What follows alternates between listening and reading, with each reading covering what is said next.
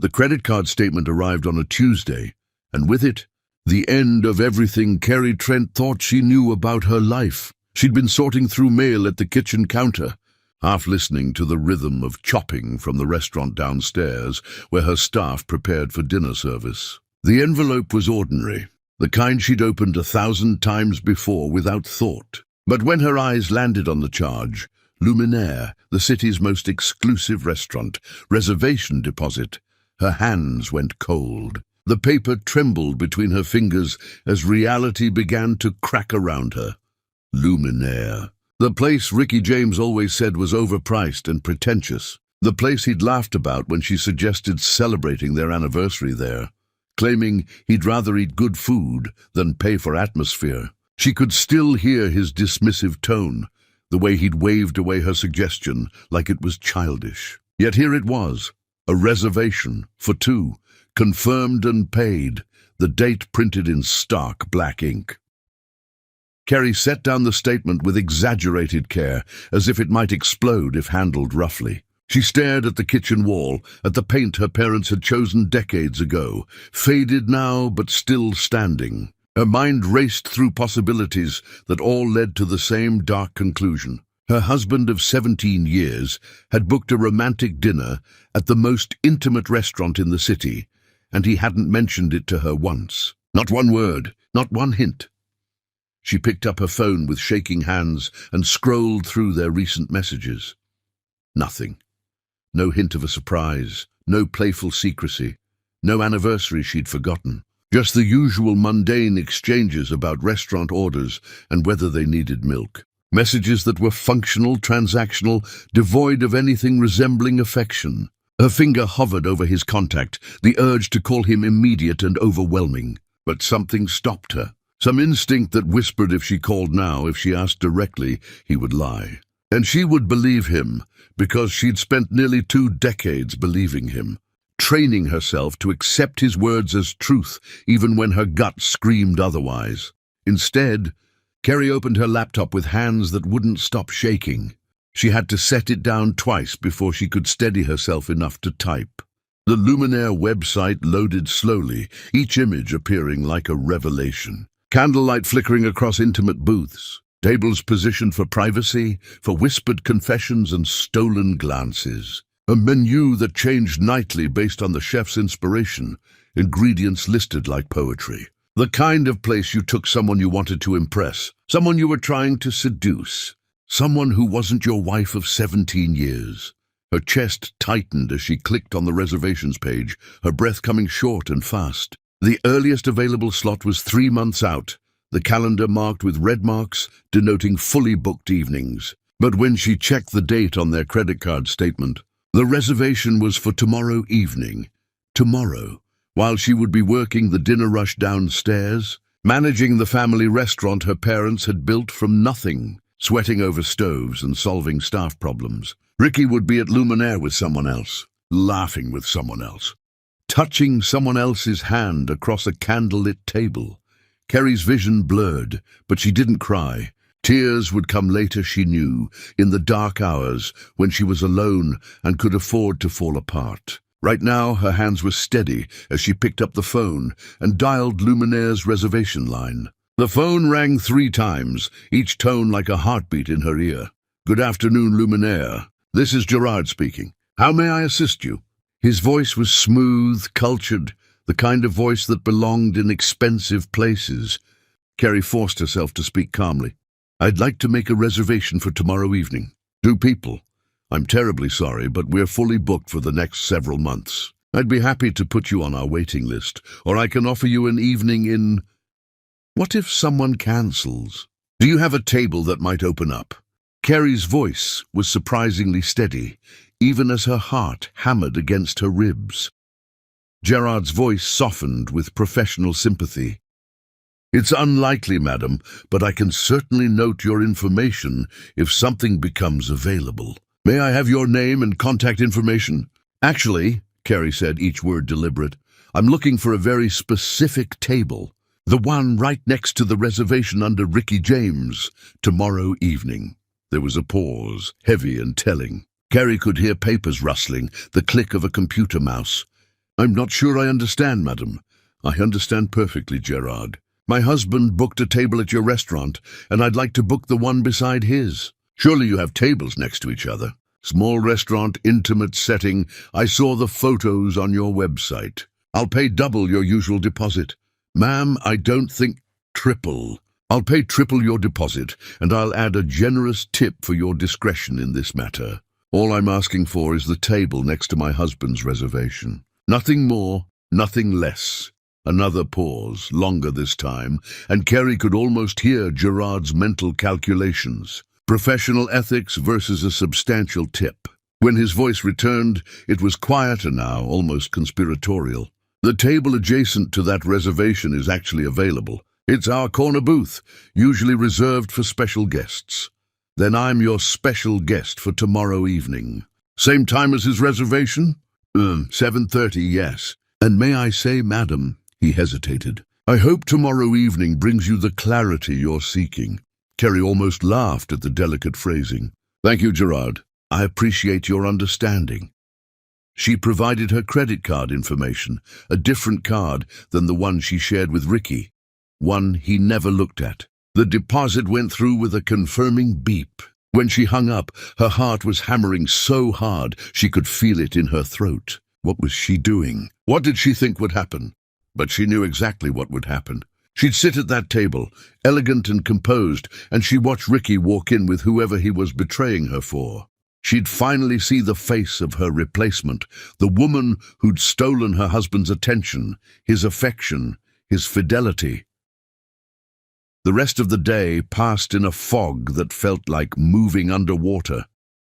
Kerry moved through the restaurant's prep work mechanically, her hands performing familiar tasks while her mind spun in circles. She checked inventory without seeing the numbers, approved menu changes without tasting the samples. Bellamy Knox, her sous chef, asked twice if she was feeling well. You look pale, boss. Like you've seen a ghost. Kerry had wanted to laugh. She hadn't seen a ghost. She'd seen the future. I'm fine, Bellamy. Just tired. You sure? Because you just approved replacing your mother's signature pasta. It's fine. Everything's fine. But her voice cracked, betraying her. Kerry, please, Bellamy, not now. I just need to get through today. That evening, when Ricky came home, he kissed her cheek in the absent way he always did. His lips barely touched her skin. He tossed his keys on the counter and asked what was for dinner in the tone of someone asking about the weather. I thought we'd order something, Kerry said. I'm exhausted. Long day. He was already looking at his phone. The longest. He didn't ask why. He used to ask. Years ago, he would have pulled her into his arms, would have insisted on cooking for her. Now he just nodded and scrolled through delivery options. Kerry studied his face in the kitchen light. The face she'd woken up next to for 17 years. The face she'd kissed on their wedding day. The face that had smiled at her when they'd signed the lease on this building. When had that face become a stranger's? Ricky, she said. He looked up. Yeah? Are you happy? The question caught him off guard. His eyes widened, then narrowed. What kind of question is that? A simple one. Are you happy with us? With our life? But Kerry, I'm tired. Can we not do this right now? Do what? Have a conversation with my husband? He set his phone down hard. Where is this coming from? From me wondering if the man I married still exists, or if I've been living with an imposter. His jaw tightened. That's not fair, isn't it? When's the last time you really looked at me? When's the last time we talked about something that mattered? We talk every day. About restaurant orders and utility bills. That's not talking, Ricky. That's existing in the same space. For a moment, she thought he might say something real. She could see the war behind his eyes. But then his phone buzzed, and his eyes flicked down. Just for a second. Just long enough for Kerry to see his expression change. I'm ordering Thai, he said flatly. You want your usual? Kerry felt something inside her go cold and hard. Sure, my usual. They ate in silence, the television filling the space where conversation used to live. Kerry pushed pad thai around her plate and planned tomorrow evening. What would she wear? How would she keep her face neutral? Would she confront them in the restaurant? That night, lying in bed next to Ricky's sleeping form, Carrie stared at the ceiling and felt her marriage crumbling. She'd known something was wrong for months. The late nights, the new cologne, the way he angled his phone away. She'd known, but she'd convinced herself she was paranoid. But tomorrow her imagination would have a face. Tomorrow she would sit at the adjacent table and discover exactly who had stolen her husband. She would dress in her finest clothes and wear her brightest smile, and she would make them both suffer through the most excruciating dinner of their lives. Carrie rolled onto her side, away from Ricky, and closed her eyes. Tomorrow, everything would change. Chapter 2. The Confrontation. Carrie stood in front of her closet the next evening, fingers trembling as she touched fabric of dresses she hadn't worn in years. Each one held a memory. The navy silk from their 10th anniversary, the emerald green from a party where Ricky had actually danced with her. Behind her, she could hear Ricky in the bathroom, humming tunelessly as he shaved, completely unaware that his carefully constructed lie was about to collapse. "You're really not going to tell me where we're going?" he'd asked that morning, and Carrie had heard the panic underneath his casual tone. "It's a surprise," she'd said, watching his face carefully. "Don't you trust me?" The irony of those words had tasted like poison on her tongue. Now she pulled out a deep burgundy dress, elegant and understated, the kind that made her feel powerful and invincible. She needed power tonight, needed armor against what was coming. Her hands shook as she zipped it up, the sound of the zipper teeth clicking together loud in the quiet bedroom. She pressed her palms flat against her thighs, forcing herself to breathe. In for 4 counts, hold for 4, out for 4. The meditation technique her mother had taught her decades ago. "You look beautiful," Ricky said from the doorway, and Carrie almost laughed at the absurdity of it. He noticed now. Tonight, when he'd planned to be with someone else, he finally saw her. "Thank you," she managed, her voice steady despite everything breaking inside her like glass. The drive to BILLIONAIRE was torture stretched across 20 excruciating minutes. Ricky kept trying to guess where they were going, his voice getting tighter with each wrong suggestion. Carrie could see sweat beading on his temples despite the car's air conditioning. When Carrie pulled up to the valet stand, his face went absolutely white. Not pale, white, the color of bone. "Carrie, I don't think this place is really expensive. And we should have. I already made the reservation," she said, stepping out and handing the keys to the waiting attendant. "Come on." She walked toward the entrance without looking back, her heels clicking against the pavement with confidence that was pure performance. She trusted that his fear of making a scene would force him to follow. And he did, always 3 steps behind, his presence a weight pressing against her spine. The hostess greeted them with professional warmth. "Good evening. Name for your reservation?" "Trent," Carrie said clearly. "Gary Trent." If the hostess recognized the name from the adjacent reservation, she gave no indication. She simply smiled and gestured for them to follow. Carrie kept her eyes forward as they wound through the dimly lit restaurant, past tables where couples leaned close over candlelight, past the open kitchen where flames leaped and pans clanged in rhythmic chaos, and then they were there. Their table, and right beside it, separated by perhaps 3 feet and a decorative screen that did nothing to create actual privacy, was another table, empty, waiting, set for 2 with candles already lit. Carrie slid into her seat with deliberate grace, positioning herself so she had a clear view of both their table and the entrance. Ricky sat across from her, and she could see sweat beading at his temples despite the restaurant's perfect climate control. His hands were shaking slightly as he picked up his menu, not reading it, just staring at words without seeing them. "Carrie, why are we here?" His voice was barely above a whisper. "Because," she said, accepting a menu from the server who'd appeared silently, "I thought it was time we experienced something new together." "Don't you think?"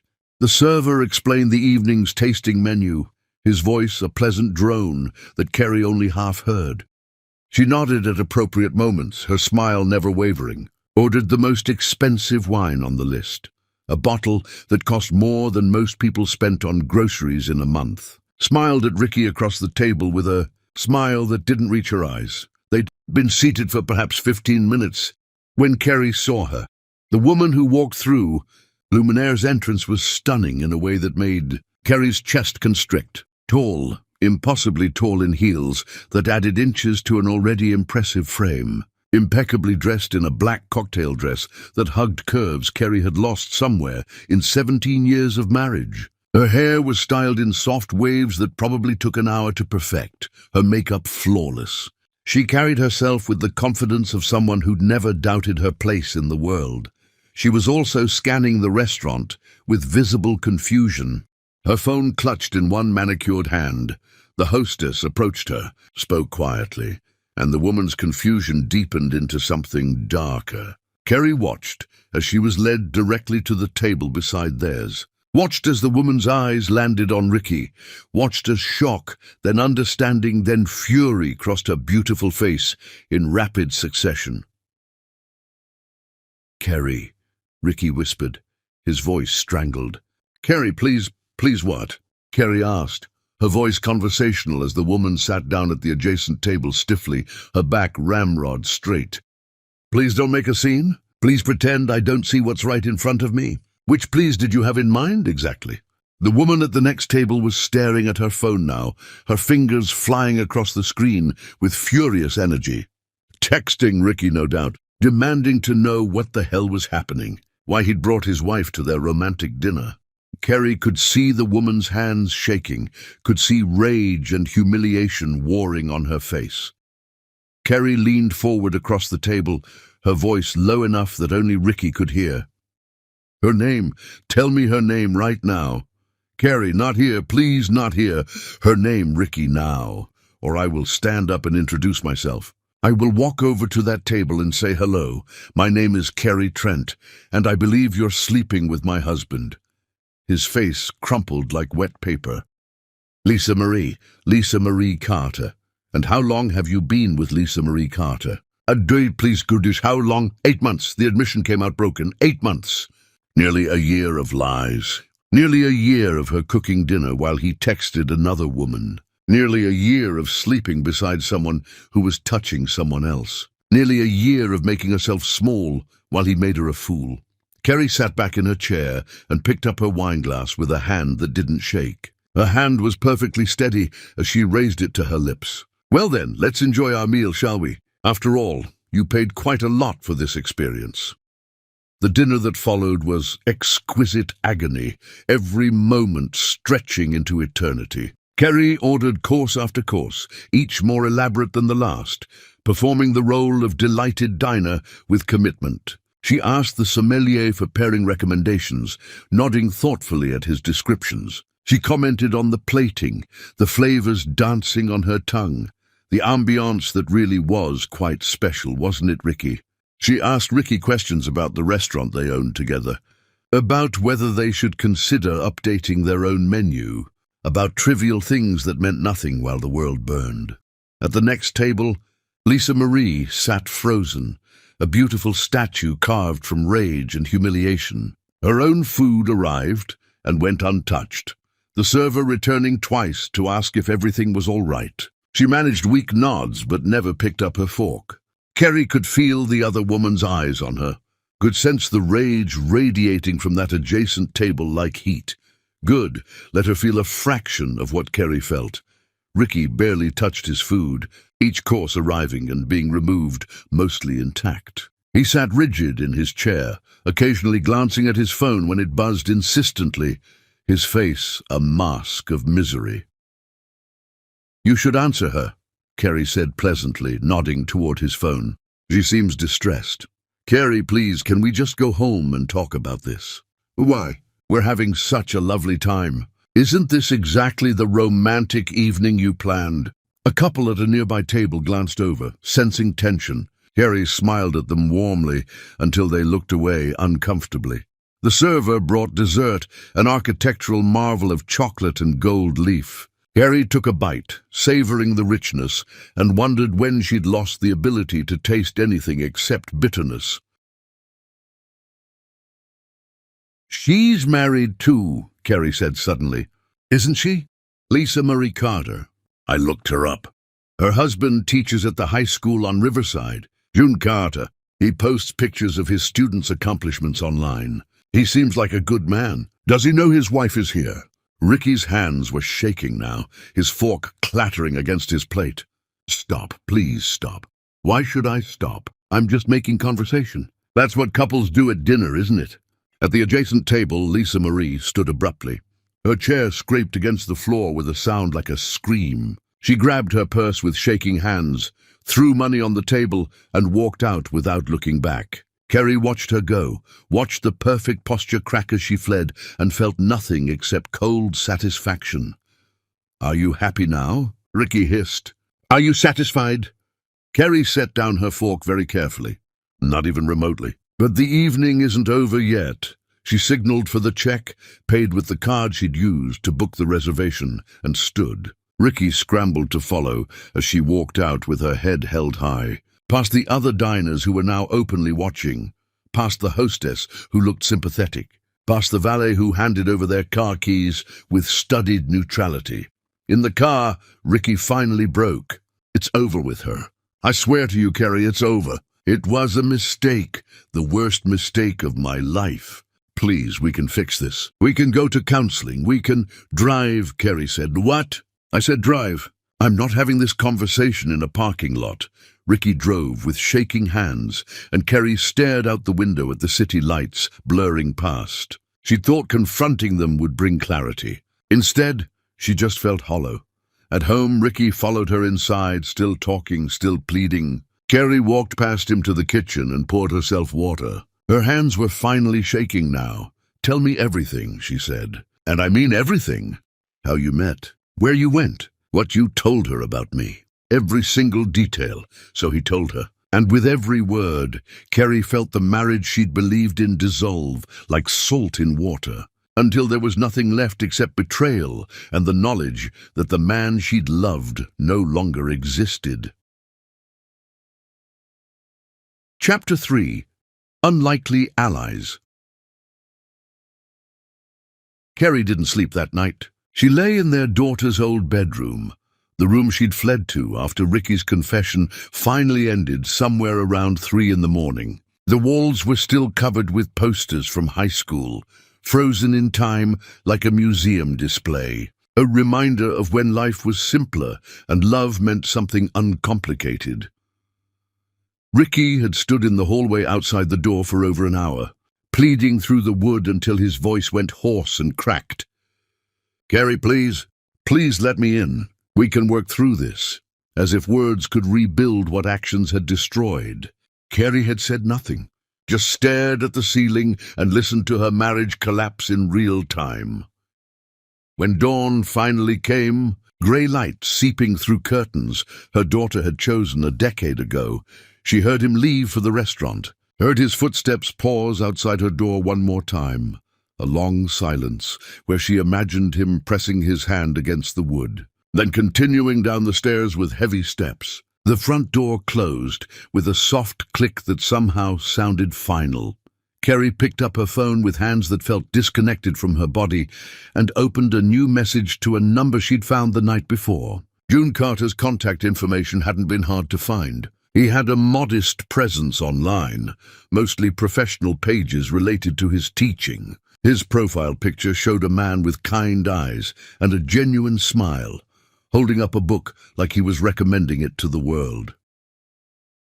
Carrie's fingers hovered over the keyboard. What did you say to a stranger whose life you were about to destroy? How did you tell someone their marriage was built on lies? Your wife is having an affair with my husband. We need to talk. She hit send before she could second-guess herself, then sat staring at the screen, her heart hammering against her ribs. 3 dots appeared almost immediately, disappeared, appeared again. Then when and where? Just 4 words. No denial, no outrage, no confusion. Just weary acceptance that suggested he'd been waiting for confirmation. Kerry suggested a coffee shop across town, neutral territory where neither would be recognized. June agreed without hesitation, and they set a time for that afternoon. Kerry spent the intervening hours moving through her apartment like a ghost, unable to eat, unable to focus on anything except the clock's hands moving with agonizing slowness. The hours crawled by. Kerry showered, standing under water that was too hot, letting it redden her skin. She dressed in clothes that felt like costume. She drove to the coffee shop with her hands white-knuckled on the steering wheel. She arrived early and chose a corner booth, positioning herself so she could see the door. June Carter walked in exactly on time. He was taller than his picture suggested, with the slightly rumpled look of someone who cared more about substance than appearance. His jacket was worn at the elbows, his tie slightly askew. But his eyes were what Kerry noticed first. Kind eyes, yes, but also devastated eyes. Her own pain reflected back at her. He sat down across from her without preamble. "Tell me." So she did. Kerry laid out everything she knew, pulling up credit card statements on her phone with shaking hands, showing him dates and times. June produced his own phone, his calendar app showing all the evenings Lisa Marie had claimed to be at client dinners and networking events. They matched dates and times with the grim focus of detectives. "I've been such a fool," he said quietly, scrolling through months of documented lies. "I knew something was wrong. I felt it in my gut. But every time I tried to talk to her about it, she'd tell me I was being paranoid, that I was controlling, that I needed to trust her. She made me apologize for even asking where she'd been." His voice cracked. "She made me feel crazy for trusting my instincts." "That's what they do," Kerry said, her voice flat. "They make you doubt yourself, make you the villain for questioning them. It's manipulation." June looked up from his phone, and Kerry saw tears he was fighting to control. "We've been married for 15 years. 15 years of building a life together, of planning our future. I thought—" His voice broke completely. "I thought we were happy." "So did I. I spent 17 years thinking we were building something that mattered." They sat in silence for a moment. Two strangers connected by the worst thing that had ever happened to them, bound together by betrayal. The coffee shop hummed around them, ordinary people having ordinary days. Then June asked, "What are you going to do?" "I don't know yet." "You confront her. Demand the truth, though I guess I already have it." He rubbed his face with both hands, pressing hard. "God, how do you confront someone about something like this?" "Directly," Kerry said, remembering last night. "That's what I did. I sat next to them at the restaurant and watched them squirm." June's eyes widened. "You were there? At their dinner?" "Oh, I booked the adjacent table. Made Ricky take me." Lisa Marie showed up expecting a romantic evening and got dinner theater instead. A laugh burst out of June, sharp and pained. "That's brilliant." "Brutal, but brilliant." "It didn't make me feel better," Kerry admitted. "I thought it would. I thought confronting them publicly would give me some sense of power back. But I just felt empty. I think that's what betrayal does. It hollows you out." Kerry studied him across the table, this man whose life paralleled hers in the worst possible way. "Can I ask you something? Did you see any signs?" June was quiet for a long moment. She started caring more about her appearance. Not for me, I realize now. For him. She'd spend hours getting ready for these work events, and when she'd come home, she'd be different, distant, like she'd left the best parts of herself somewhere else. He met Kerry's eyes. "What about you?" "Oh?" "Ricky stopped touching me. Not sexually, although that too, but all the small touches that make up a marriage. He'd come home and go straight to his phone. Instead of kissing me hello, he'd sit on the opposite end of the couch. He started sleeping facing away from me." Kerry's voice wavered. "The absence of touch tells you everything you need to know about a marriage." Lisa Marie kept finding reasons to go out. Always some client who needed attention, some emergency that required her immediate presence. And I believed her because I wanted to believe her. Because questioning her meant admitting our marriage might be failing. They talked for over an hour, trading stories and evidence, piecing together the architecture of their spouse's deception. The affair had been methodical, planned, not some impulsive mistake, but a sustained betrayal that required constant lying, constant choosing someone else over the person you'd promised forever. "I'm going to confront her tonight," June finally said. "I can't carry this around knowing what I know.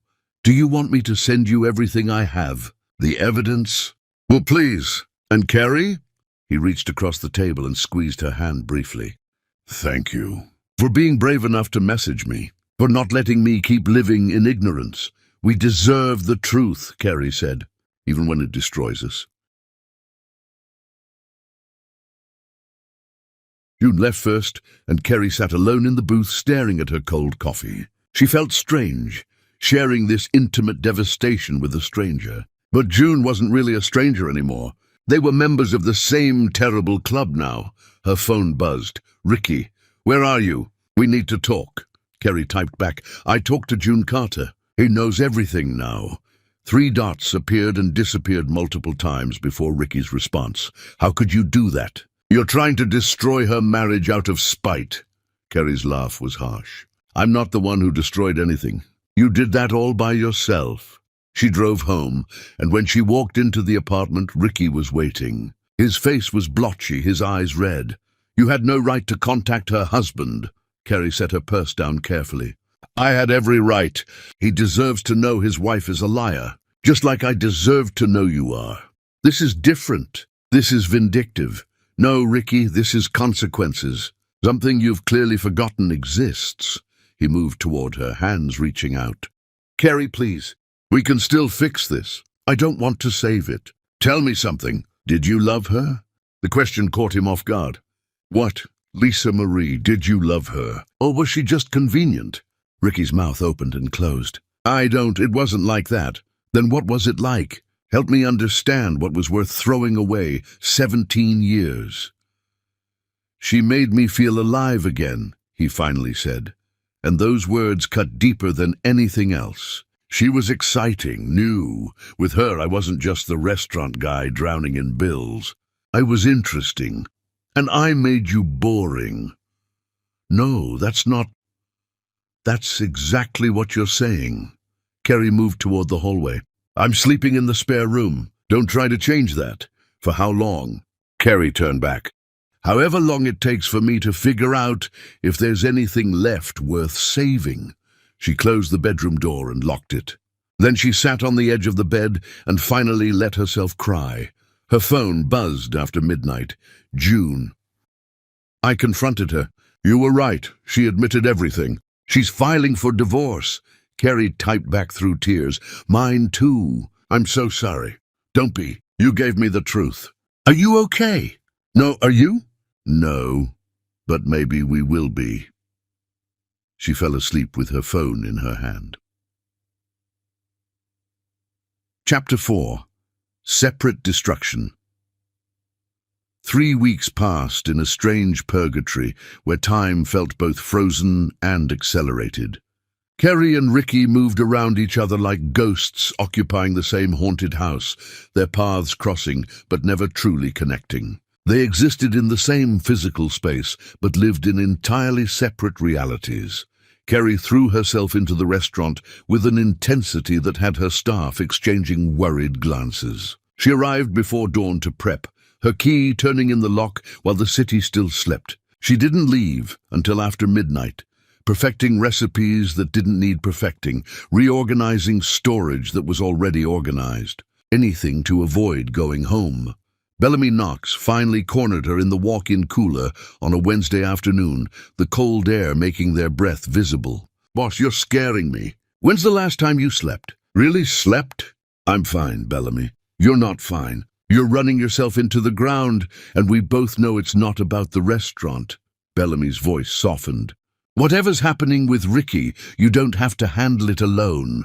Carrie felt her composure crack. "He cheated on me for months, with someone who made him feel less boring than I apparently do." "Oh, Carrie," Bellamy pulled her into a fierce hug. "That man is an absolute fool. I just don't understand what I did wrong, where I failed him." Bellamy pulled back, holding Carrie by the shoulders. "Stop right there! You didn't fail, he did. He made a choice, and that choice has nothing to do with your worth.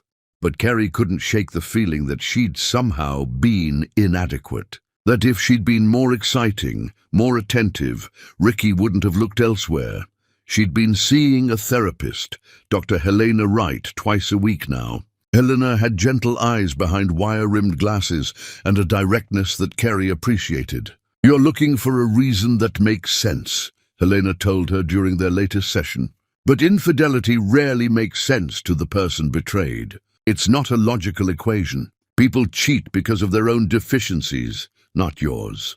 Then why does it feel like I wasn't enough?" Because that's easier than accepting that sometimes people just make selfish choices. If it was your fault, you could fix it. If it's his character flaw, you have no control. Helena leaned forward. Tell me something, Carrie. When did you stop writing down recipes? The question caught her off guard. What? You mentioned once that you used to keep a notebook of recipes, stories attached to food. When did you stop? Carrie had to think about it. Sometime after we opened the restaurant, I guess. There wasn't time anymore, or there wasn't space for it. Tell me about the cookbook you wanted to write. That was just a dream. Not realistic. Why not? Metidi. Because Ricky said it would distract from the restaurant. That we needed to focus on building the life we had instead of chasing fantasies. And what did you want? I wanted to travel to Italy and take cooking classes. I wanted to collect recipes from my grandmother before she died.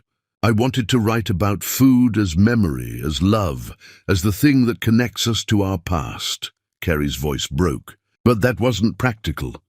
So you made yourself smaller to fit his vision of what your life should be. The words hung in the air like an accusation. Carrie wanted to argue, but she couldn't. Helena was right.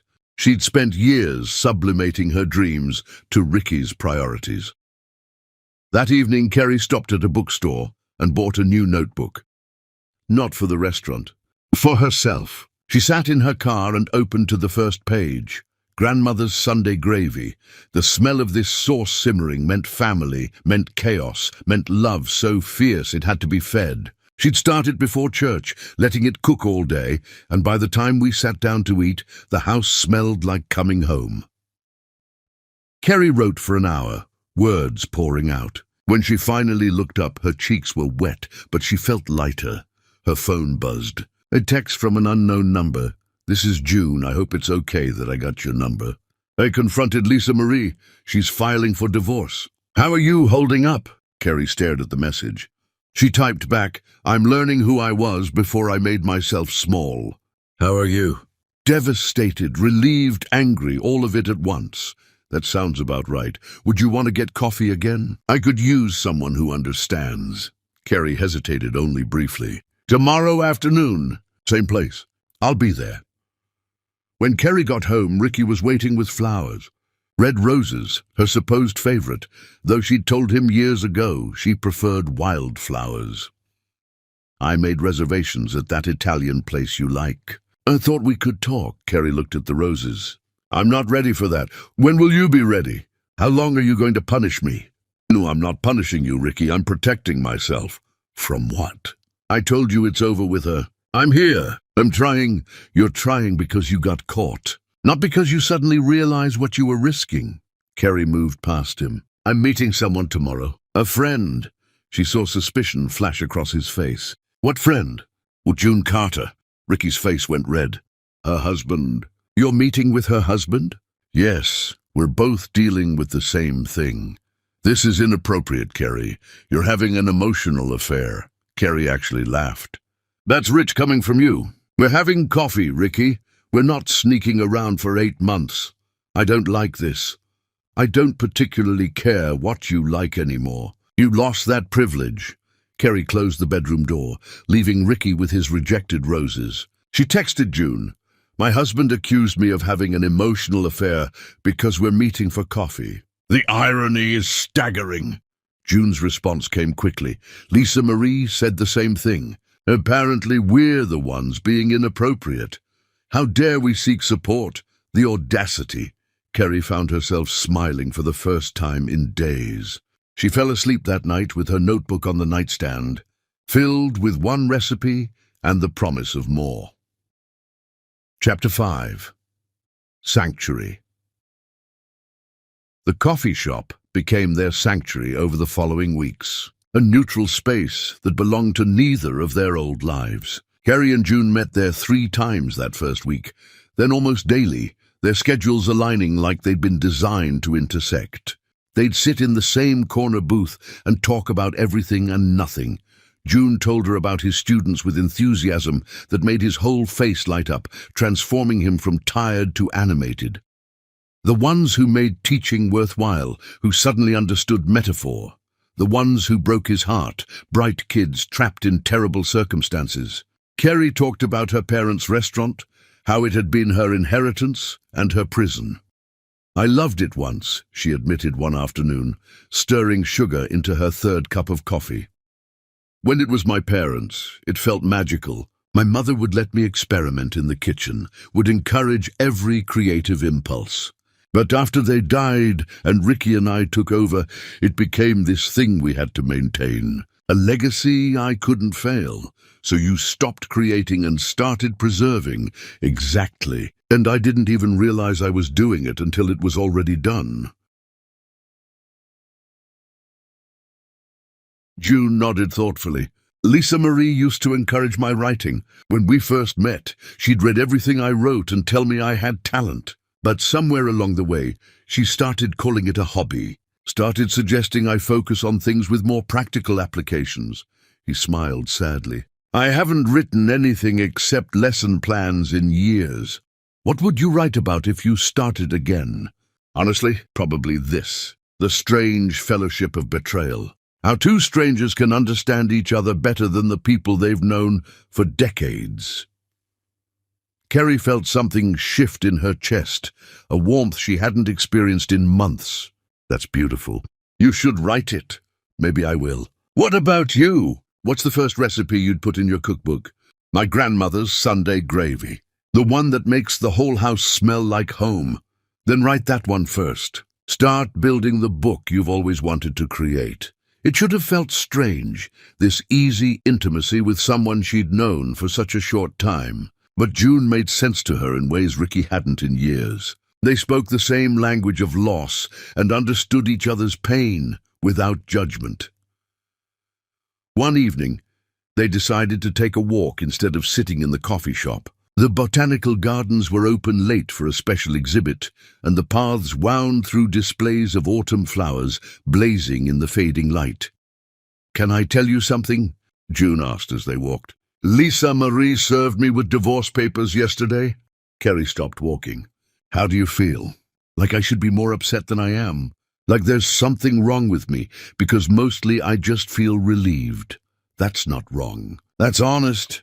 June turned to face her, and in the golden hour light, Carrie noticed details she'd been too devastated to see before. The silver threading through his dark hair, the lines around his eyes that suggested he smiled often. The way he looked at her like she was someone worth seeing. "Carrie, I need to tell you something, and I hope it doesn't make things weird between us." Her heart started beating faster. "Okay, you've become the best part of my days. I wake up thinking about what we'll talk about. I go to sleep replaying our conversations. And I know the timing is terrible. I know we're both still technically married and devastated and healing, but I needed you to know that you matter to me. A lot." Carrie felt tears spring to her eyes. "June, You don't have to say anything back. I just needed to be honest because I've spent too long being married to dishonesty, and I won't do that again. Not even with myself." "I feel the same way," Carrie whispered. "And it terrifies me. What if I'm just replacing one relationship with another? What if this is just rebound? What if we're both so damaged that we can't see clearly? Then we'll figure it out together, as friends if that's all you want. But I won't lie to you about what I feel." They stood there in the botanical gardens as the sun set, neither moving closer, but both feeling the magnetic pull between them. Finally, Carrie said, "Let's take this slowly. Neither of us is divorced yet. Neither of us is ready for anything serious. But I want you in my life, June, whatever that looks like. Slow works for me. I'm not going anywhere." They finished their walk and June drove her back to her car. Before she got out, he reached over and squeezed her hand. Just that simple touch sent electricity through her entire body. "Thank you for seeing me," she said. "For really seeing me." Always. Carrie drove home with her heart lighter than it had been in months. But when she walked into the apartment, Ricky was waiting with a face like a thunderstorm. "Where have you been?" "Out walking with June. It's almost 10. You've been out for over 3 hours. Your point?" "My point is that you're spending all your time with another man while your husband is here trying to save your marriage." Carrie set her purse down carefully. "Our marriage doesn't need saving, Ricky. It needs a funeral. You killed it 8 months ago when you decided Lisa Marie Carter was worth more than I was. That's not fair. I'm trying here. I'm doing everything you asked. I never asked you to do anything except be faithful. That should have been the baseline, not an achievement. So what, you're just giving up? Throwing away 17 years? You threw them away. I'm just acknowledging what you already did." Ricky's face twisted with rage. "This is about him, isn't it? About June Carter. You're punishing me by flaunting your relationship with him. My friendship with June has nothing to do with you. It exists because he understands what I'm going through in a way you never could. He's a boring high school teacher who couldn't keep his wife interested enough to stay faithful. What could he possibly offer you?" The casual cruelty of that statement took Carrie's breath away. "Get out." "What?" "Get out of my sight. Sleep somewhere else tonight, because if I have to look at you for one more second, I will say things I can't take back. This is my home too. It's my family's restaurant, my parents' legacy, my inheritance, and right now I want you out of it." Ricky grabbed his wallet and keys, slamming the door hard enough to rattle the windows. Carrie stood in the sudden silence and didn't feel victorious. She just felt tired. Her phone buzzed. "June, did you make it home okay?" Carrie typed back, "Home, yes." "Okay, questionable. Ricky and I just had a massive fight. He called you boring. I am boring. I teach Hemingway to teenagers and get excited about properly cited bibliography." Despite everything, Carrie smiled. "He meant it as an insult. I'd rather be boring and faithful than exciting and a liar." "How are you, really?" Carrie sat down on the couch. "I'm filing for divorce tomorrow. I can't do this anymore." "Good. You deserve better than someone who makes you feel small." "So do you. Then we'll both get better." Starting now. Carrie fell asleep on the couch that night, her phone still in her hand, and dreamed of botanical gardens and gentle hands and a life that might exist on the other side of this devastation. Chapter 6. Legal Warfare. Carrie's divorce lawyer, Octavia Russo, was a shark in expensive heels and a perfectly tailored suit. She listened to Carrie's story with a face that gave nothing away, taking notes in precise handwriting. Then she leaned back in her leather chair and smiled, and that smile was all teeth. "We're going to destroy him. Legally speaking, of course. I don't want to destroy him. I just want out. I want my life back." "Oh, honey, wanting out and getting out fairly are two different things. Especially when the family restaurant is involved, especially when inheritance and legacy are at stake." Octavia pulled up a legal pad, her pen poised like a weapon. "Tell me about the restaurant's ownership structure. Every detail matters here." Carrie explained how her parents had left the restaurant entirely to her in their will, a gift meant to honor her passion. But she'd added Ricky to the paperwork after they married, swept up in romantic notions. It had seemed right at the time. Now it just felt devastatingly stupid.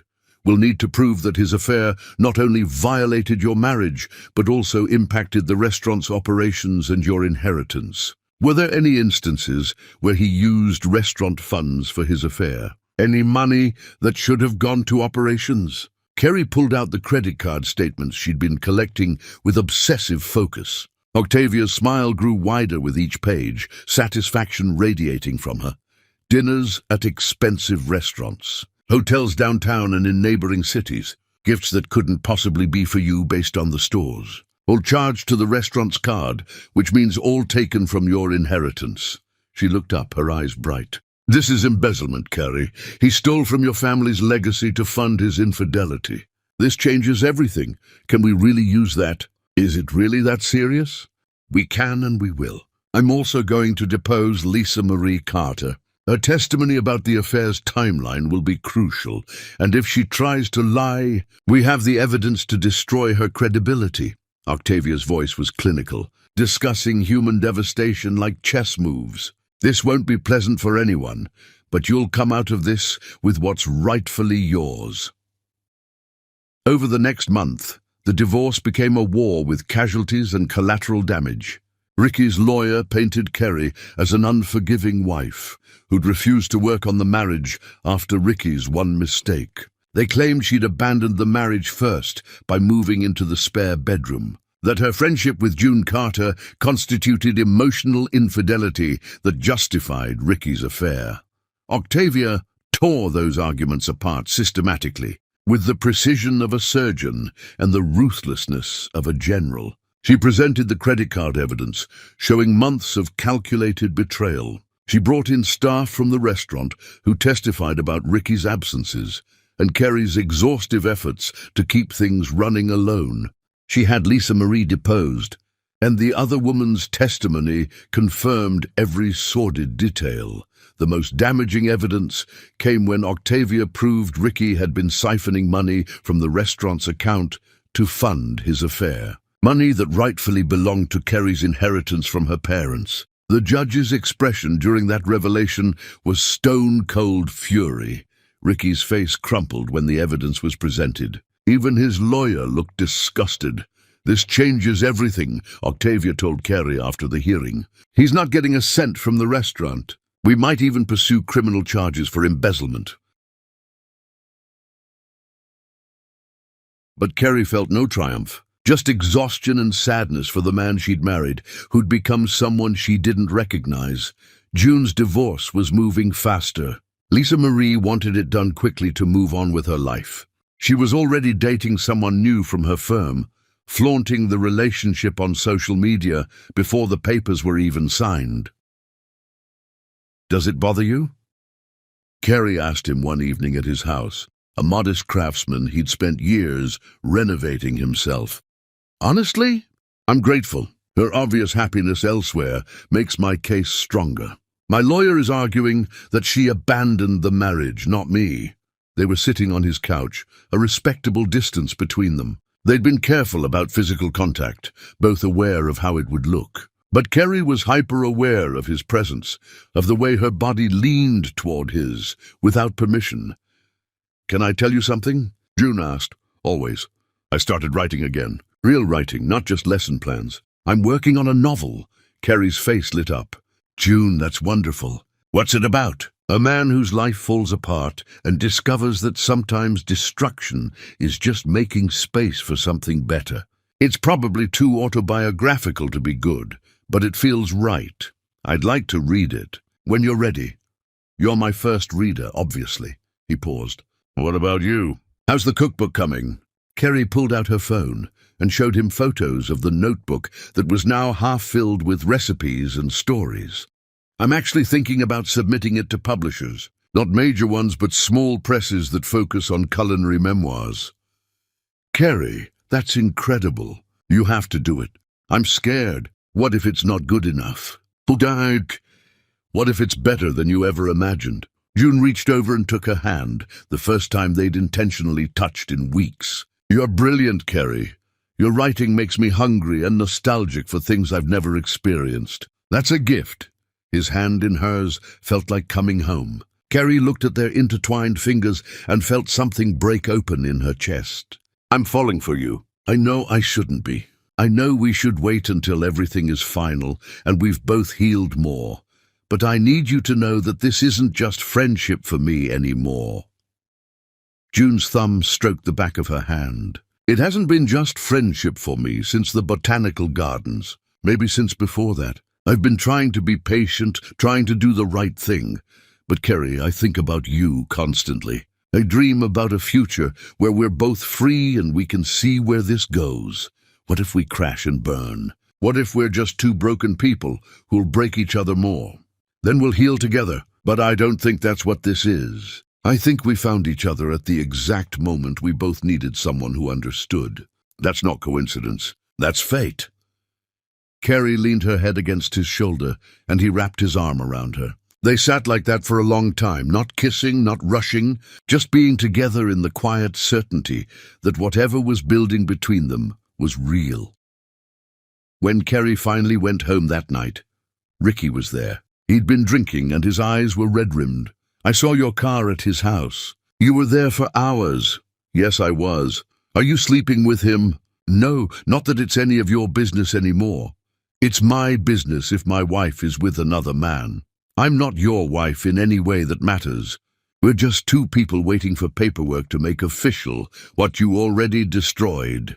Ricky slumped against the wall. I never meant for this to happen. I never meant to fall for her, but you did. And you kept choosing her over me, over our marriage, over everything we built. So don't stand here now and act like you're the victim. I lost everything. The restaurant, you, my reputation. Was it worth it? Carrie looked at him, really looked at the man who'd betrayed her, and felt something she hadn't expected. Pity. That's a question only you can answer. But for me, losing you was the best thing that ever happened to me, because it let me find myself again, and it let me find someone who sees me as something other than convenient. She walked past him to the bedroom, and this time when she closed the door it felt final. Chapter 7. Freedom. 6 months after filing for divorce, Carrie stood in her lawyer's office and signed the final papers. Octavia watched with satisfaction as Carrie initialed each page, the pen scratching across paper with finality. The restaurant is entirely yours again. Ricky gets nothing from it. The house is yours. He has to pay you back the money he embezzled with interest. This is about as good as divorce gets. Carrie set down the pen and waited to feel something. Relief, victory, anything. But she just felt tired, wrung out, like she'd run a marathon and crossed the finish line without energy to celebrate. Thank you, Octavia, for everything. Thank you for being a client who actually listened to her lawyer. You'd be amazed how many people let their emotions tank their settlements. Octavia stood and offered her hand. Good luck, Carrie. I hope you find happiness. I think I already have, Carrie said, surprising herself with the certainty in her voice. Carrie walked out of the lawyer's office a divorced woman and sat in her car for a long moment, just breathing. The signed papers sat on the passenger seat like evidence of a crime, or maybe evidence of freedom. She wasn't sure which yet. She drove straight to the cemetery where her parents were buried. The grass was overgrown around their headstones, and Carrie made a mental note to call the groundskeeper. She sat on the grass between their graves and told them everything. About Ricky's betrayal, about fighting for the restaurant, about meeting June and rediscovering who she was before marriage made her small. I wish you could meet him, she said to her mother's headstone. June, he's a teacher and he's kind and he makes me laugh. He reminds me of Dad, actually. The way he listens like what I'm saying actually matters. The way he supports my dreams instead of dismissing them. A breeze rustled through the trees, and Carrie imagined it was her mother's approval. I'm going to make you proud, she whispered. I'm going to turn the restaurant into something that honors what you built, not just maintain it but evolve it. And I'm going to write that cookbook you always said I should write. The one about food and memory and family. I'm going to live big again, Mom, the way you always wanted me to. Her phone rang. June. It's done. Officially divorced as of an hour ago. How do you feel? Free, terrified, ready, all of it at once. He paused. Can I take you to dinner tonight? A real date now that we can? Carrie smiled through sudden tears. I'd love that. Where? It's a surprise. But wear something you feel beautiful in. That evening, June picked her up at exactly 7. He was wearing a suit Carrie had never seen before, navy blue that made his eyes look impossibly warm. He handed her a single daisy, remembering what she'd said months ago about preferring wildflowers to roses. You remembered, she said, her voice catching. I remember everything you tell me. Carrie, He drove them to a small Italian restaurant across town. Not fancy, just authentic, the kind of place her parents would have loved. The owner greeted them warmly, and Kerry realized June had called ahead, had explained it was a special occasion.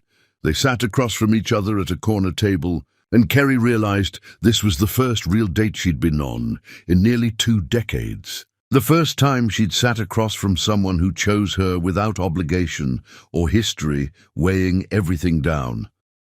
"I'm nervous," she admitted. "Isn't that ridiculous? We've spent hours together, but this feels different, because it is different. Before, we were 2 people supporting each other through trauma. Now we get to discover who we are without the weight of our marriages crushing us. We get to just be." The server brought wine, and June raised his glass. His hand was steady, but Kerry could see emotion swimming in his eyes. To new beginnings, to second chances, to finding each other at exactly the right moment. Kerry clinked her glass against his. To being brave enough to start over, and to trusting that the second time can be better than the first. The dinner was perfect. They talked and laughed and shared food the way couples do when everything is still new and exciting. June told her stories about his students that had her laughing until tears ran down her face. Kerry described her plans for updating the restaurant's menu, bringing in seasonal ingredients her mother used to champion. "I want to honor what my parents built while making it mine," she explained. "Does that make sense?" "Perfect sense. That's what I'm trying to do with teaching. Honor the classics while making literature relevant to kids who've never known a world without smartphones." When June reached across the table and took her hand, Gary felt her heart race like she was 16 again. His thumb traced circles on her palm, and such a simple touch shouldn't have affected her so deeply, but it did. "Can I tell you something I've been wanting to say for months?" June asked. "Please. I love you. I'm completely in love with you. And I know it's fast. I know we should probably wait and be more cautious, but I don't want to waste any more time not telling you the truth about how I feel." Kerry felt tears spill down her cheeks. "I love you too. I think I have for a while now. I was just too scared to admit it. Scared that feeling this much for someone again meant I could be hurt this badly again. I can't promise I'll never hurt you, but I can promise I'll never lie to you, never cheat on you, never make you feel small or boring or like you're not enough. Can I kiss you?" Finally, June's smile was radiant. "I thought you'd never ask." June stood and came around to her side of the table. He cupped her face in his hands and kissed her softly, tenderly, like she was something precious he'd been waiting his whole life to hold. Kerry kissed him back and tasted possibility, tasted a future she'd thought was lost forever. When they finally broke apart, the entire restaurant was watching them. An older couple at the next table started clapping, and soon the whole room erupted in applause. Kerry buried her face in June's shoulder, laughing and crying at the same time. "I think we just became that couple," June whispered. "The ones making a scene. I don't care. Let them watch. Let them see what real love looks like after everything else burns down." They left the restaurant hand in hand and walked through the city streets, talking about everything and nothing. They talked about their hopes and dreams, about June's novel that was now halfway done, and Kerry's cookbook proposal that she'd finally submitted to a small press. They talked about taking things slow, even though they'd already fallen completely. June stopped under a streetlight and turned to face her fully. "Move in with me." "June, I know it's fast, but I'm tired of ending every evening by taking you home. I want to wake up next to you. I want to make breakfast together and argue about whose turn it is to do dishes. I want all the mundane, beautiful things that make up a life." Kerry stopped walking. "Are you sure? What if we rush this and ruin it?" "We won't. We've both already survived the worst. We know what we don't want, which means we can build exactly what we do want. And I want to build a life with you, Kerry. Not someday. Now." Kerry thought about her apartment above the restaurant, the place where her marriage had died. Thought about June's house with its renovated kitchen and cozy reading nooks and garden he tended with the same care he brought to everything. Thought about waking up to gentle hands and honest conversation. Yes, I'll move in with you. June lifted her off the ground and spun her around right there on the sidewalk, both of them laughing like fools. A passing couple smiled at them, and Carrie realized they must look ridiculous and didn't care at all. But that night, when Carrie got home to pack some things, she found Ricky waiting in the restaurant's dining room. He'd let himself in with a key he was supposed to have returned. I heard you're seeing him openly now. The teacher. His name is June, and yes, we're together, officially. How long were you waiting? How long were you planning this before our divorce was even final? Carrie felt anger rise hot in her chest. Don't you dare accuse me of anything when you're the one who destroyed our marriage. June and I didn't even hold hands until after I filed for divorce. We did everything right. It doesn't feel right. It feels like you replaced me. I didn't replace you, Ricky. I found someone who actually values me. There's a difference. Carrie moved toward the door. You need to leave. This is my restaurant and you're trespassing. This used to be ours. It was never ours. It was always mine, inherited from my parents. You were just allowed to be part of it. And you threw that away when you decided you needed something more exciting than our life together. Ricky's face crumpled. I'm sorry, Carrie. I know I've said it before, but I mean it. I'm sorry for everything. I know you are. But sorry doesn't change what happened. Sorry doesn't give me back the years I wasted making myself small enough to fit your vision. Sorry doesn't undo the betrayal. Carrie softened slightly, seeing him not as the man who'd hurt her, but as someone lost and struggling. I hope you find what you're looking for, Ricky. I really do. But it's not me, and it never will be again. She walked out of the restaurant, leaving her ex-husband alone with the ghost of their marriage, and drove to June's house, where the lights were on and waiting. The porch light created a warm pool of yellow that felt like home. June opened the door before she could knock, pulling her inside and into his arms. Are you okay? I am now. Take me to bed. Not for anything except sleep. I just want to be held. So they went to bed, and June held her while she cried for everything she'd lost and everything she'd gained. He didn't try to fix it or tell her to stop. Just held her and let her feel everything she needed to feel. And when she finally fell asleep, she dreamed of mornings where someone kissed her awake and evenings where conversation mattered more than silence. She dreamed of a kitchen filled with laughter and a life built on honesty instead of lies. Chapter 8. Building New. Carrie moved into June's house on a sunny Saturday in October, the air crisp with the promise of winter. Her possessions were surprisingly few after 17 years of marriage. Most of the furniture in the apartment had been Ricky's choices anyway, and she found she didn't want reminders. She brought her clothes, her cookbook notes, her parents' recipe box, her grandmother's cast-iron skillet that had survived 3 generations, and little else. June had cleared half his closet and 3 dresser drawers for her things. Such a small gesture, but it meant everything. This is our space now, he said, watching Carrie hang up her dresses. Equally ours. You change anything you want. Bring anything that makes you feel at home. Carrie turned and kissed him. You make me feel at home. Everything else is just decoration. The first week was an adjustment. They learned each other's morning routines, discovered that Carrie was an early riser who liked quiet mornings with coffee, and June preferred to stay up late reading. They negotiated closet space and bathroom schedules, learned that Carrie squeezed toothpaste from the bottom and June from the middle, and decided it didn't matter enough to fight about. They settled into domesticity with surprising ease after that initial adjustment. June made coffee every morning while Carrie cooked breakfast, usually eggs and toast, sometimes pancakes on weekends. They'd eat together on the back porch, talking about their days ahead. June would head to school, and Carrie would go to the restaurant. They'd text throughout the day, silly messages and photos and reminders that they were thinking of each other. One afternoon, June surprised her at the restaurant during his lunch break. "I was nearby and wanted to see you," he said, looking slightly embarrassed. "Is that okay?"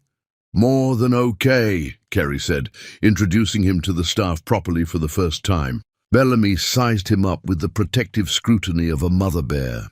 "So you're the one who's got our boss smiling again," Bellamy said. "I'm trying my best," June replied with his gentle humor. "Keep it up." She deserves happy. Evenings were for cooking together, for reading side by side on the couch, for the quiet comfort of just existing in the same space. They made love slowly, carefully, learning each other's bodies with patience and tenderness. Every touch felt revelatory, every kiss a promise. Carrie marveled at how different intimacy felt with someone who actually saw her, who found her beautiful, not despite her flaws, but including them. "I love your laugh lines," June said one night, tracing them with his finger. "They tell me you've lived a full life." "I love your reading glasses," Carrie replied. "The way you peer over them like a professor. It's adorable."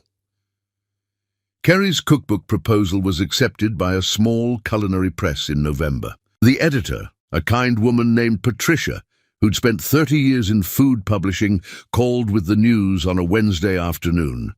"We love your voice. The way you weave story and recipe together is exactly what we're looking for. It's not just a cookbook, it's a memoir that happens to include recipes. That's the sweet spot right now." Carrie had laughed and cried at the same time. "Can you really? You really want to publish it?" "Absolutely. Can you have a full manuscript ready in 6 months? I know it's aggressive, but I want to get this into our spring catalogue." "Yes, absolutely yes." She'd run into the restaurant kitchen where Bellamy was prepping for dinner service. "They want my cookbook. Someone actually wants to publish it." Bellamy had whooped and hugged her, lifting her off the ground. The whole staff celebrated between courses that evening, toasting with cooking wine and sharing stories about their own grandmother's recipes. When Carrie got home, June had champagne waiting and dinner already made, her favorite pasta carbonara. "To my brilliant girlfriend, the published author. It's not published yet. I still have to write most of it. You'll write it and it'll be amazing, and I'll buy 100 copies to give to everyone I know. My students are going to be so jealous that I'm dating a real author. You're writing a novel. You're a real author too. Not until someone publishes it. Right now I'm just a guy with a very long Word document." June's novel was progressing steadily. He'd wake up early to write before school.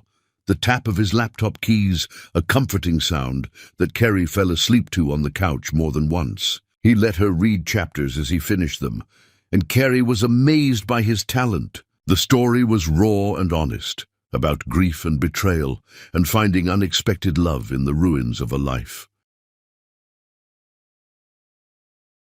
"This is beautiful," she told him after reading a particularly emotional chapter where the protagonist finally forgives his ex-wife.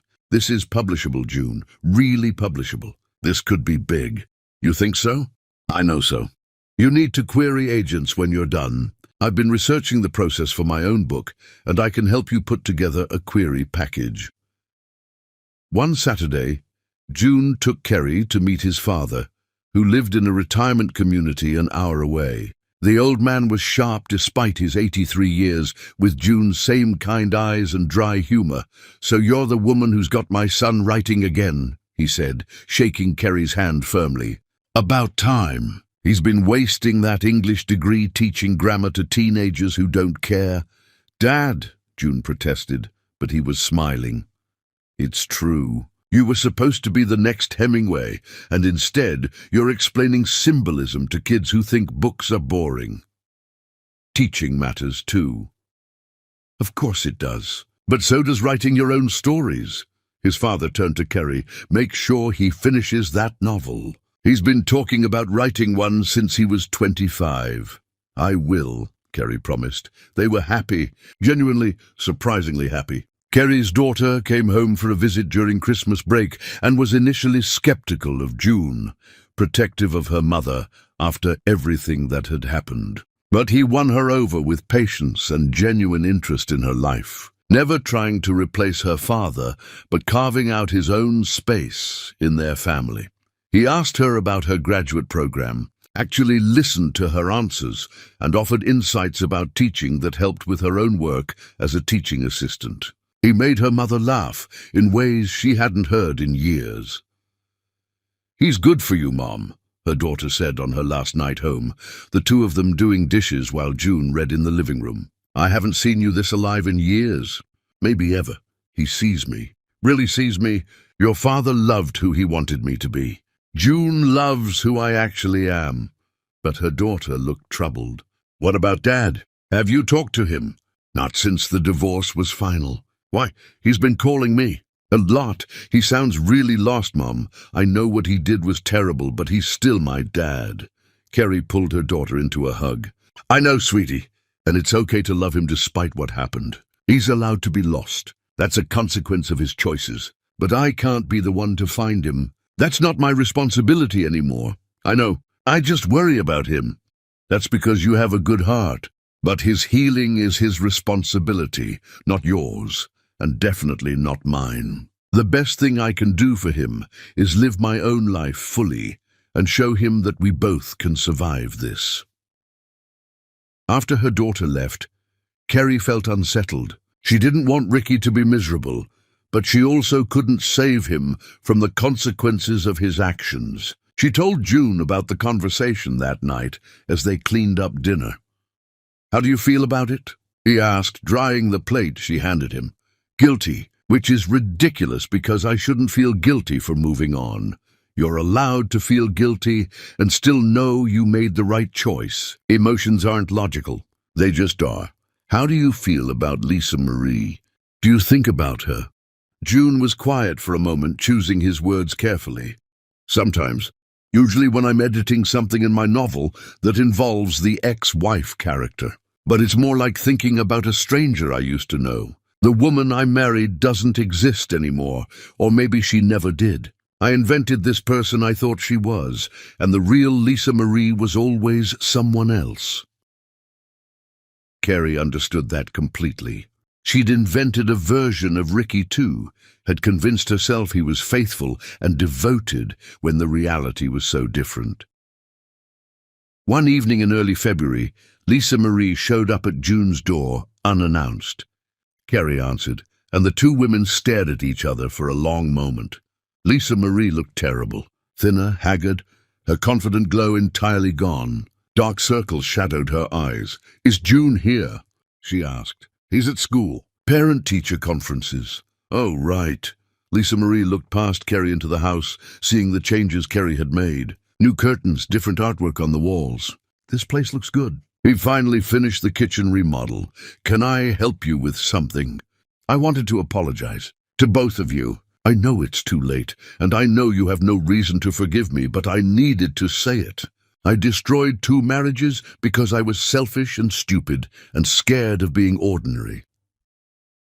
Kerry felt no satisfaction in Lisa Marie's misery, just weary sympathy for someone who'd made terrible choices and was living with the consequences. "Thank you for saying that. I hope you find whatever you're looking for. I'm in therapy now, 3 times a week, trying to figure out why I keep sabotaging my own life. My therapist says I have attachment issues stemming from childhood abandonment." Sounds like a cliché, doesn't it? It sounds like you're doing the work. "That's good. Are you happy?" "With June?" Kerry didn't hesitate. "Yes, very happy." "Good. He deserves that. He's a good man. Better than I ever appreciated." Lisa Marie turned to leave, then paused. "For what it's worth, I'm glad you found each other. At least something good came from all the pain we caused." Kerry watched her walk away and felt something shift inside her. She'd been carrying so much anger toward Lisa Marie, but now she just felt sad for her. When June came home, she told him about the visit. He listened quietly, then said, "Do you think she meant it? The apology?" "I think so. I think she's finally dealing with her issues instead of running from them. Does it change anything for you? Make you feel differently about what happened?" Kerry thought about it. "Not about what happened. That's still a betrayal that can't be undone. But it makes me feel differently about her. Less like she's a villain and more like she's just someone who made terrible choices for complicated reasons." "That's very generous of you." "It's not generosity. It's just exhaustion. I'm tired of being angry. I want to focus on what we're building instead of what was destroyed. June pulled her close, and they stood in the kitchen of their shared home, holding each other while dinner simmered on the stove, and the evening light turned everything golden. Outside, the first buds were appearing on trees, spring promising renewal after a long winter. Chapter 9. The Crisis. 3 years passed in what felt like rapid succession, time moving faster now that Carey was actually living instead of just surviving. June was deep into writing his novel, the pages accumulating steadily into something substantial and real, and Carey's cookbook was in final edits before publication, the manuscript polished and ready. Patricia had called 3 times that week alone, with excited updates about pre-orders and book tour possibilities. They'd moved in together, merging their lives with deliberate care and open communication. Everything seemed stable, settled, the kind of peaceful that made Carey occasionally hold her breath, waiting for something to shatter it. The call came on a Tuesday evening in late April, spring blooming outside, but winter returning in Carey's chest. Her daughter's voice was thick with tears that Carey could hear before words formed. "Mom, I'm pregnant, and Jake left me. He packed his stuff while I was at work and left. There's a note saying he's not ready to be a father, that this wasn't the plan, that he needs space to figure out his life. I'm terrified and I don't know what to do." Carey's world tilted, but her voice was steady. "I'm coming to you. June and I are getting on a plane tomorrow. First thing, pack a bag for a few days, because you're not dealing with this alone. You don't have to." "Yes, I do. You're my baby, and you need me. We'll figure this out together." June didn't hesitate when she told him, already pulling up flight information on his phone before she finished explaining. "Of course we're going. I'll call in for a substitute tomorrow and get coverage for the rest of the week." They spent 2 weeks with Carey's daughter in her small apartment 3 states away, helping her navigate her options and providing unconditional support without judgment. They held her while she cried, made sure she ate when grief stole her appetite, attended the doctor's appointment where they first heard the baby's heartbeat, and Carey cried harder than her daughter. Carey watched June with her daughter and saw a side of him she hadn't experienced yet. Patient and kind, offering wisdom without imposing it, making her daughter laugh when everything felt impossible and insurmountable. He helped her research parenting books, set up her first prenatal vitamin subscription, and listened when she needed to rage about Jake's cowardice. "I'm keeping the baby," her daughter finally decided, after days of weighing every possibility, consulting friends and therapists and her own heart. "And I'm moving home. Back to your city. I can't do this alone, and I don't want to try. My lease is up in 2 months anyway. You won't be alone. We'll figure it out together." They flew home and immediately transformed June's guest room into a nursery, painting walls in soft yellows because her daughter didn't want to know the gender. June assembled furniture that came with incomprehensible instructions, while Carey picked out bedding and tiny clothes that made her cry. They were having a baby. Not her baby, but still. Carey threw herself into preparing for her daughter's arrival, juggling the restaurant where they were training a new sous chef to handle more responsibility, her cookbook deadline that was approaching fast like a train, her daughter's needs as she packed up her life 3 states away, and trying to maintain her relationship with June. She was sleeping 4 hours a night, running on coffee and adrenaline and the desperate need to fix everything she felt she'd broken years ago when her marriage fell apart. The cracks started showing after her daughter moved in with a U-Haul full of belongings and a belly that was just beginning to show, a small bump that would grow into a person. Carey became obsessed with being the perfect mother and future grandmother, trying to compensate for all the years her daughter had endured a broken family during the divorce. The fighting, the tension, the uncertainty. She worked herself to exhaustion, snapping at June when he tried to help, pushing him away when he suggested she slow down and delegate some responsibilities. She couldn't delegate being a mother. couldn't outsource fixing the damage she felt responsible for. "I can handle it," she'd insist, even as dark circles bloomed under her eyes like bruises, and she forgot to eat more often than she remembered, surviving on coffee and adrenaline and sheer stubborn will. Their communication broke down gradually, then all at once, like a dam giving way. June felt shut out of decisions about their own home, coming back from school to find furniture rearranged and schedules changed without consultation. Kerry felt overwhelmed and resentful that he didn't seem to understand the pressure she was under, the weight of trying to fix everything she felt she'd broken years ago. They started arguing about small things that represented bigger issues lurking beneath. Who forgot to buy milk? Whose turn it was to do laundry? Whether they should have guests over when Kerry's daughter needed quiet. 6 weeks after her daughter moved in, they had their first real fight that went beyond minor disagreements. Kerry had made a doctor's appointment for her daughter without consulting June about his schedule, and he'd had to cancel an important parent-teacher meeting to be available if they needed him. "You could have asked me first," June said, his voice tight with frustration he'd been swallowing for weeks. "I have responsibilities too. I have students and parents who depend on me. I had to reschedule 3 different families. She's my daughter. Her health comes first, and I thought you'd understand that. I'm not saying it doesn't. I'm saying we're supposed to be partners. Partners communicate before making decisions that affect both of us. That's what we promised each other. Partners support each other without needing gold stars for every little thing they do." "That's not fair, Kerry. I've been nothing but supportive. But you're shutting me out, making all the decisions alone, and then getting angry when I don't immediately fall in line with plans I didn't know existed. Maybe if you'd ever had children, you'd understand the pressure I'm under." The words were out before Kerry could stop them, sharp and cutting like glass shards. The words hung in the air like poison gas. June's face went pale, all color draining away like water from a sink. "That's a low blow, and you know it." "I'm sorry. I didn't mean—" "Yes, you did. And you're right. I don't understand because Lisa Marie and I never had kids. She didn't want them, and I thought we had time to change her mind, to build that future. But that doesn't mean I can't support you and your daughter. It just means I need you to let me in, instead of shutting me out and then blaming me for not helping the way you want. June, please. I'm going for a drive. I need some space to think." He left, and Kerry stood in their kitchen crying, knowing she'd hurt him badly and not sure how to fix the damage she'd inflicted. She called her therapist for an emergency session the next day, desperate for guidance. "You're doing what you always did in your marriage to Ricky," Dr. Wright told her gently but firmly. "You're taking on everything yourself and then resenting everyone around you for not helping the way you need. But you're not asking for help, clearly.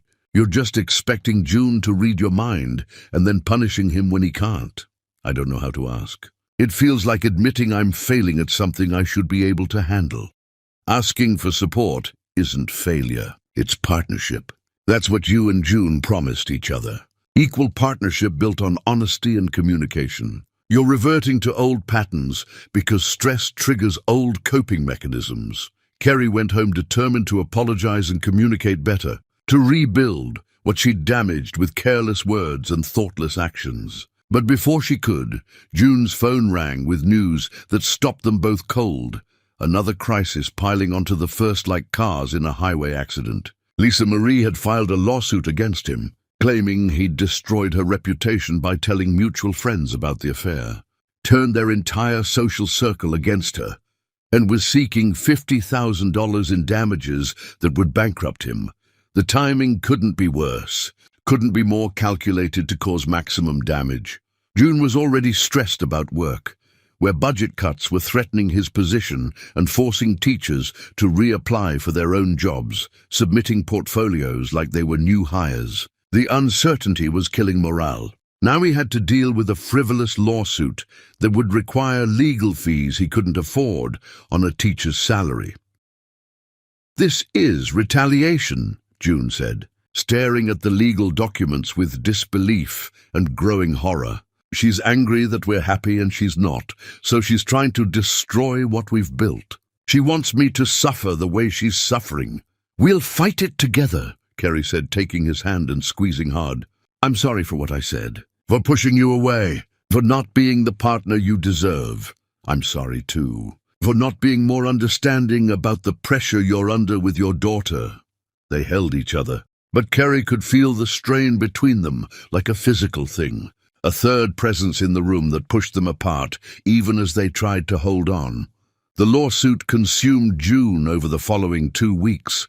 He became withdrawn, spending hours researching legal precedents and calling lawyers for consultations, each one telling him it would cost thousands to defend, even though the case had no merit. The stress manifested at school in ways he couldn't hide or control. He had a panic attack during class while teaching The Old Man and the Sea, his chest tightening and vision tunneling until he had to leave mid-lesson, stumbling into the hallway while students stared with concern and confusion. His principal called him in for a concerned conversation the next day. They didn't threaten his job directly, but June heard the unspoken warning crystal clear. If he couldn't handle the classroom during budget cuts when they needed reliable teachers, they'd have to reconsider his position. He came home that day and broke down completely, all the stress and fear overwhelming him at once, like a wave he'd been holding back finally crashing over him. Kerry found him at the kitchen table with his head in his hands, shoulders shaking with sobs he couldn't control. "I can't do this," June whispered, his voice hollow and broken. "The lawsuit, the job stress, feeling like I'm failing you and your daughter and my students. It's too much. I'm drowning." Kerry sat beside him and took his hands in hers, holding on like she could anchor him to shore. "Then let's stop doing it alone. Let's actually be partners instead of 2 people drowning separately in the same house. I don't know how. Neither do I, but we'll figure it out, together. For real this time, with actual communication and honesty. No more shutting each other out. No more keeping score of who's more stressed or who's sacrificing more." They talked until dawn, really talked without defensiveness or blame or trying to win, laying everything bare in ways they hadn't since they first met in that coffee shop after their marriages exploded. Their fears, their insecurities, their needs, they'd been too scared to voice because voicing needs felt like admitting weakness. And when the sun came up, painting their kitchen in shades of gold and rose, they were exhausted, but closer than they'd been in weeks. "I think we need couples counseling," Kerry said. "Not because we're broken, but because I don't want to repeat the mistakes I made in my marriage. I can't lose you the way I lost myself with Ricky." "I agree. Let's find someone good and commit to the work." They started therapy the following week with a counselor who specialized in blended families and second marriages, who understood the unique challenges of building new lives from the wreckage of old ones. It changed everything, giving them tools and vocabulary for the feelings they'd been struggling to express. Gary learned to ask for help specifically instead of expecting June to intuit her needs. June learned to express his own needs without fear of being called selfish or uncaring. The lawsuit was dismissed 3 weeks later, when Lisa Marie's lawyer realized there was no case and convinced her to withdraw it rather than face sanctions for filing frivolous litigation. June's teaching position was saved when community members rallied, writing letters to the school board about his impact on their children, how he'd changed their lives and inspired them to love reading. 23 letters arrived from current and former students, from parents who'd watched their kids transform from reluctant readers to book lovers. And Kerry's cookbook released to strong reviews and modest but steady sales that promised a sustainable career beyond the restaurant. Publishers Weekly called it a love letter to family and food that transcends the genre. Her mother would have been proud. Her daughter gave birth to a healthy baby girl on a rainy spring morning in May, the world washed clean and new. Gary held her granddaughter and cried, June's arm around her shoulders, and felt hope bloom in her chest like flowers after winter. The baby had her daughter's eyes and Jake's nose, but her grip was all her own, strong and certain. They'd survived their first real crisis as a couple. And they'd done it together, scarred but standing, committed to the work of actually being partners instead of just saying the words. Chapter 10. Forgiveness and Forever. Kerry woke up one morning in late summer to find June already awake, sitting on the edge of their bed and staring out the window at the sunrise painting the sky in impossible colors, deep orange bleeding into pink, bleeding into gold. She touched his shoulder gently, feeling the warmth of his skin under her fingertips. "What are you thinking about?" "How different my life is from what I imagined when I was young. How grateful I am for that difference. How I thought I knew what happiness looked like, and I was completely wrong." Kerry moved to sit beside him, both of them watching the sunrise paint their bedroom in shades of new beginnings. They'd been living together for over 3 years now, had survived her daughter's pregnancy and June's lawsuit, and learned how to fight and make up and actually communicate through difficult things. "Do you ever think about them? But what could have been if they hadn't cheated?" "Sometimes. But I don't think I'd change anything even if I could." "Does that make me a terrible person? Grateful for betrayal because of where it led?" "No, it makes you honest." "I feel the same way. Ricky's betrayal destroyed me, but it also freed me to become who I actually am, instead of who I was pretending to be." They sat in comfortable silence until June spoke again, his voice thoughtful and careful. "I forgave her. Lisa Marie, a few weeks ago actually. I realized I was carrying all this anger, and it wasn't hurting her. It was just poisoning me, making me bitter when I wanted to be grateful. So I let it go. Just released it into the universe and decided to stop giving her space in my head." Kerry nodded slowly, understanding completely. "I think I've forgiven Ricky too. Not because he deserves it, I'm not even sure forgiveness is about what people deserve, but because I'm tired of letting what he did define my present. I want to be someone who was betrayed once, not someone who's still being betrayed every day by her own anger." Exactly. The anger was becoming who I was, instead of just something that happened to me. Kerry's phone buzzed with a message from her editor, pulling her from the moment. The final book cover designs were ready for her approval. She opened the attachment and gasped. The cover was perfect, better than anything she'd imagined, showing a worn recipe box against a checkered tablecloth, vintage and modern at the same time.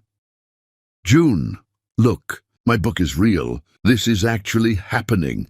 He pulled her into his lap, both of them studying the cover design. "I'm so proud of you. Look at what you built from pain. You turned betrayal into art. We should celebrate. Let's throw a party at the restaurant. A proper book launch with everyone we love."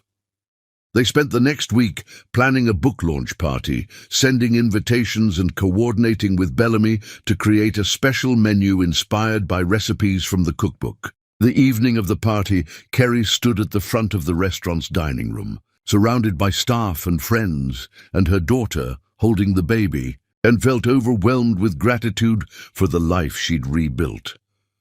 She talked about her parents' legacy, about the long road to this moment, about how destruction sometimes clears the way for growth. "This book wouldn't exist if my life hadn't fallen apart.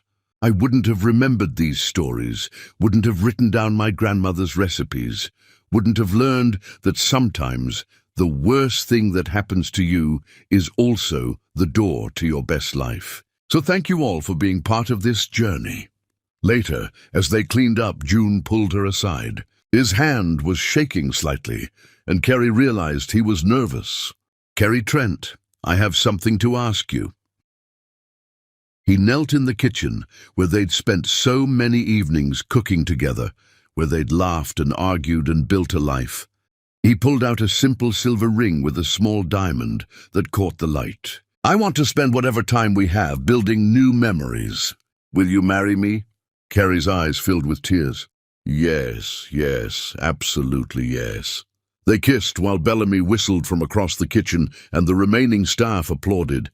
Kerry's daughter was crying happy tears, holding the baby, who seemed to understand something important was happening. They married 3 months later in a small ceremony at the restaurant on a crisp October afternoon. Gary's daughter officiated, her blessing bringing everyone to tears. She spoke about watching her mother rebuild after devastation, about learning that it's never too late to start over and find real love. Kerry wore a simple cream-colored dress and carried her mother's recipe cards tied with ribbon instead of a bouquet. June wore his navy suit and cried through his vows, voice breaking when he promised to always see her, always value her, always make space for her dreams alongside his own. He read a passage from his novel about second chances and love that heals, about finding home in unexpected places.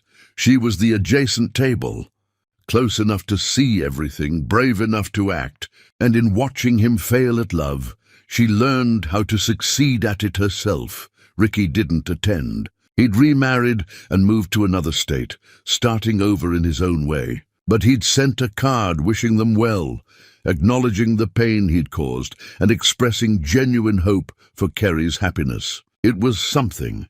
Lisa Marie sent a gift, a set of vintage kitchen knives with a note for building something beautiful from the ruins. I'm glad you both found what I couldn't give you. The ceremony was joyful, celebrating not just love, but survival. When June kissed his bride, Kerry tasted possibility and promise, and everything good that comes after everything terrible.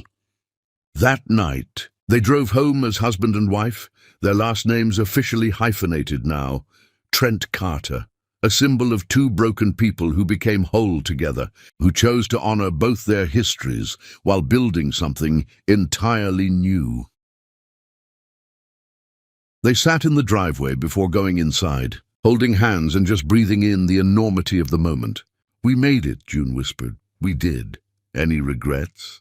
About any of it? Kerry thought seriously, looking back over the years from that first credit card statement to this moment. About Ricky's betrayal and the pain that followed. About discovering June and choosing to love again despite fear. About choosing herself over comfort and security. Not one. Every terrible moment led me exactly where I needed to be. I wouldn't change anything, not even the pain, especially not the pain. It taught me who I am. It taught me what I deserve. It taught me that I'm strong enough to survive anything. They walked into their house together, closing the door on the past and opening it to the future. Inside, Kerry's daughter was waiting with the baby, ready to babysit, while they left for a short honeymoon weekend.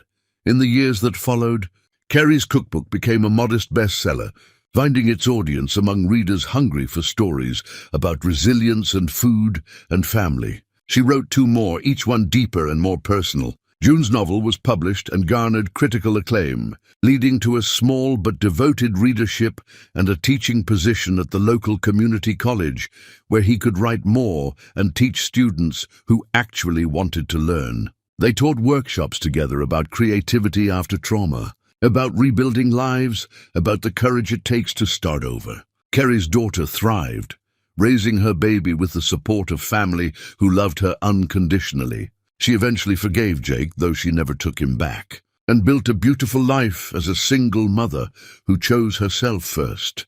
They grew old together, accumulating memories that mattered more than possessions. Whenever someone asked Kerry how she'd survived betrayal, how she'd built this beautiful life from such pain, she'd smile and say, I stopped fighting for a marriage that was already dead, and I started fighting for a life worth living. Because the greatest revenge wasn't bitterness or anger or making her ex-husband suffer. It was building something so full of love and joy and meaning that the past became just a stepping stone instead of a prison. Kerry learned that the table next to betrayal could become the table of salvation, and sometimes the person sitting adjacent to your pain is exactly who you need to find. She learned that destruction is sometimes just making space for construction, that endings are also beginnings, that the worst day of your life might also be the first day of your real life, if you're brave enough to walk through the fire and see what emerges on the other side. And she learned, most importantly, that she was enough, had always been enough, would always be enough, not for everyone, but for the right person. And that was everything.